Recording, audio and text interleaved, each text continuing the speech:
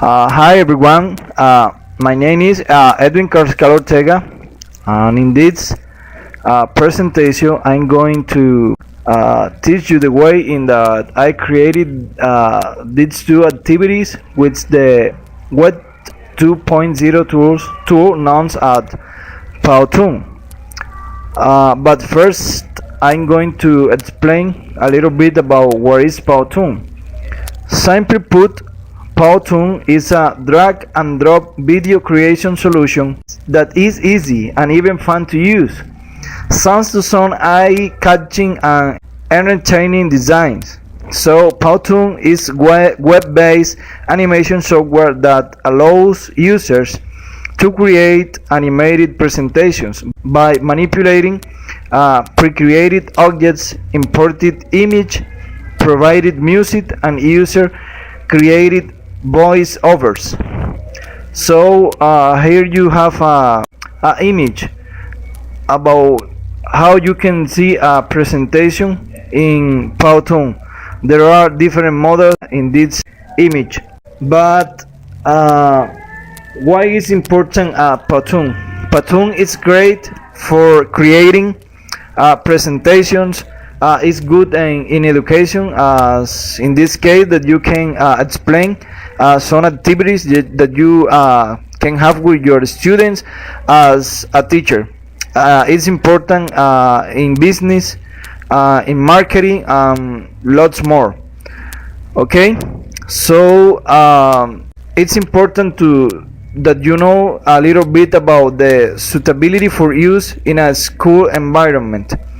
We can use Powtoon in place of traditional presentation tools for multiple purposes, which means that it can be smoothly integrated into the existing curriculum. Powtoon can quickly and easily be implemented by teachers as a content presentation tool and by students as a form of assessment. A student will be more engaged in teacher-created presentations as well as in creating their own as a form of assessment.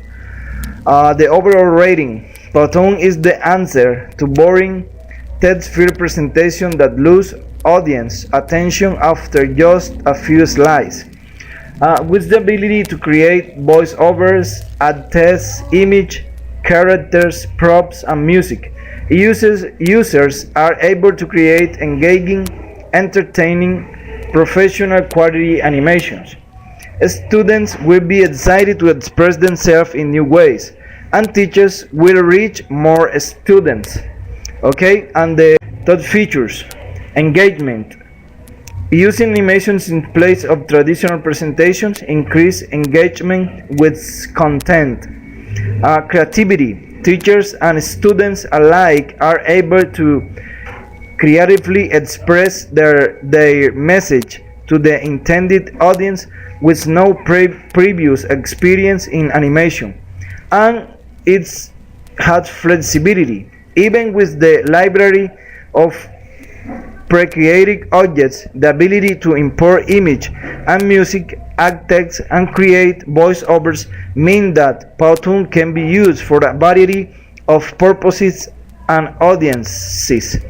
So this is the importance about this Web 2.0 tool. And now I'm going to explain you about the activities that I created with this important Web 2.0 tool. Okay, so the activities I created with the help of this Web 2.2 Powtoon are very important when teaching English to adolescents, because the verb to be in all its tenses is the most used in the English language. And for this reason, it's fundamental that the students can have a perfect knowledge of this verb and its multiple applications. Okay, so in the first activity, I try to explain a little bit about the verb to be in past tense. So this verb to be in past tense is used to describe or talk about past situations. As you can see in these pictures, you can express feelings, you can express states, and a little bit about locations. Okay, the second part that I could work is about the structure of the verb to be in simple past tense. Okay, as you can see in this picture, you can see the structure of the verb in affirmative, negative, and interrogative tense. Okay, you can see the first thing you need to use is a pronoun or noun. Later the verb to be in past, that is was or were, and the complement, as you can see here. In the negative form, you can use pronoun or noun, was or were, plus not, and the complement, that is happy. And the interrogative form, you have to use first the verb to be in past, that is was or were, the pronoun or noun, and the complement. Okay, so in this part of the activity I try to explain a little bit about the structure of the verb to be in past tense. Okay, so later in this activity I try to explain a little bit about when to use was and when to use were. Was is used in a singular form, and were is used in a plural form. Okay, in this case you can see that my friend was sick, and in the other my friends were sick. In another way to explain is that was is used in the verb personal singular in English, and were is used with the rest of the personal pronouns in English. Okay, in this part I explain a little bit about some expressions that are used frequently in past tense, such as yesterday, the day before yesterday, days ago, in, and last year. So you can create some sentences like I was at the university yesterday, or they were in the stadium 2 days ago, or 2 months ago, or 2 years ago, or 5 years ago, and so on. Okay, in the activity 2 I try to apply what students learn in the first part that was theoretical. Okay, so in this activity I try to create an activity that try about reading comprehension, which was which were. Okay, so the activity consisted in reading text that was in simple past tense, and that students need to know where to use was, were, wasn't, and weren't.